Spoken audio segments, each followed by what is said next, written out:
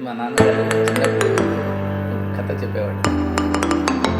ఒక తాగుబోతు అతను చెరువు కట్ట మీద నడుచుకుంటూ పోతుంటే చెరువు నిండుగా ఉన్నింది. ఆ రోజు ఫుల్గా తాగి అతను, నేను ఈరోజు కష్టపడినంతా సారాయి కొట్టులో పెట్టి సారాయి తాగేశాను, ఈ చెరువు అంతా సారాయి ఫుల్గా తాగి ఎంజాయ్ చేస్తుంది తల్లి, చెరువు అంతా సారాయి తల్లి, సారాయి తాగి నేను నా తలకాయ నీకు ఇస్తాను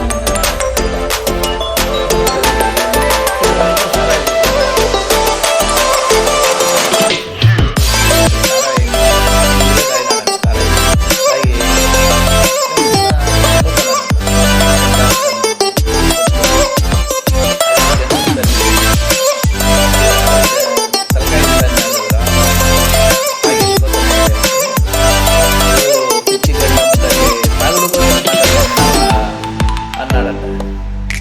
అట్లుంటే తగుడుపోతాడు మాటలు అని చెప్పేవాడు.